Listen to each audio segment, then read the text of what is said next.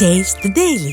பட்டாசு தொழிலில் எந்த ஒரு நெருக்கடியும் இன்றி தொடர பாதுகாத்த அரசாங்கம் அதிமுக அரசுதான் என புரட்சித் தமிழர் எடப்பாடி கே பழனிசாமி பெருமிதம் தெரிவித்துள்ளார். சிவகாசி சட்டமன்ற தொகுதியில் மக்களை சந்தித்து அதிமுக பொதுச் செயலாளர் உரையாற்றியதை தற்போது பார்க்கலாம். பிரதான தொழில் பட்டாசு உற்பத்தி. அதில் பணியாற்றுகின்ற தொழிலாளர்கள்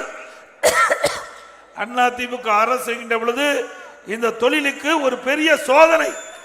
அந்த சோதனை வந்த பொழுது இன்றைக்கு நீதிமன்றத்தை அணுகி அப்பொழுது அமைச்சராக இருந்த அறிவிச்சார் ராஜேந்தர் பாலாஜி அவர்கள் இந்த பட்டாசு உரிமையாளர் அழைத்து வந்து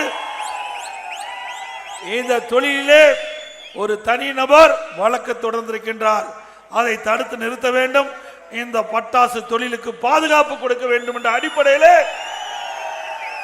அதிமுக ஆட்சி தமிழகத்தில் இருந்த பொழுது, நான் முதலமைச்சராக இருந்த பொழுது, சகோதரர் ராஜேந்தர் பாலாஜி அவர்கள் அமைச்சராக இருந்த பொழுது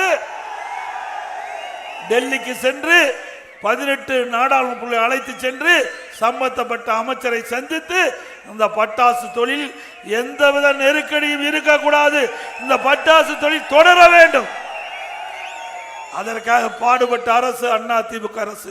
அதே நேரத்தில் உச்சநீதிமன்றத்தில் இது சம்பந்தமாக வழக்கு வந்த போது மூத்த வழக்கரை வைத்து வாதாடிய அரசாங்கம் அதிமுக அரசாங்கம் இருந்த காரணத்தினாலே இந்த பட்டாசு தொழில் பாதுகாக்கப்பட்டது என்பதை இந்த நேரத்தில் உங்களோடு மகிழ்ச்சியோடு தெரிவித்துக்கிறேன். இந்த பட்டாசு தொழில் தான் பல லட்சம் பேர் பணியாற்றுகின்றார்கள். ஆக வழக்கு வருகின்ற பொழுது அதை உரிய முறையில் அணுகி நாடிய காரணத்தினால் பட்டாசு தொழிலை பாதுகாத்த அரசாங்கம் அதிமுக அரசாங்கம்.